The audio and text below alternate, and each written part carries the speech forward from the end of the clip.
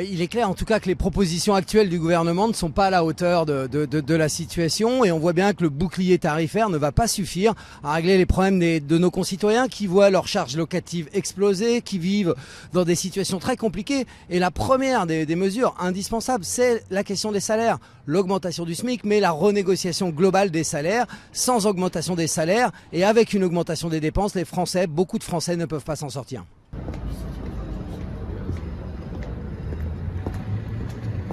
La situation en Ukraine, finalement, est symptomatique de l'absence de souveraineté énergétique dans notre pays. Ça fait des années que les écologistes et la gauche le disent. Il nous faut aller vers les énergies renouvelables, il nous faut aller vers une énergie que nous maîtrisons dans nos territoires. Et donc aujourd'hui, nous sommes dans une situation qui est causée par l'inaction de la France en matière de lutte contre le dérèglement climatique et pour la justice sociale. Alors ce bouclier ne va pas suffire, il ne permettra pas de régler l'ensemble des difficultés de nos concitoyens. Il faut agir plus fortement pour soutenir les collectivités, qu'elles puissent intervenir sur la question du logement qui est un sujet majeur. Il faut évidemment aller plus loin sur un bouclier qui soit plus juste, qui aide plus les Français les plus modestes et qui aide moins les Français les plus aisés.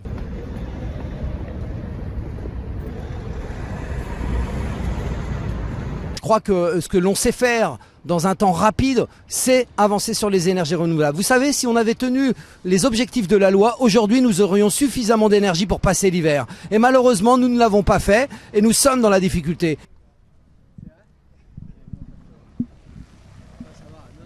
Nous devons réduire absolument notre dépendance au gaz russe et je crois que cette situation, même si elle est évidemment très malheureuse, conduit à réinterroger complètement notre situation énergétique. Donc je crois qu'il faut évidemment aller plus vite dans la maîtrise des énergies renouvelables, dans la sobriété. C'est la priorité du moment. Malheureusement, nous nous y attaquons trop tard. Le gouvernement a péché par inaction et donc nous faisons des propositions concrètes sur la sobriété énergétique, une sobriété juste, qui ne pénalise pas les plus précaires, une sobriété qui soit claire, pas simplement des mesures incitatives au bon vouloir de chacun dont on sait que l'efficacité sera faible.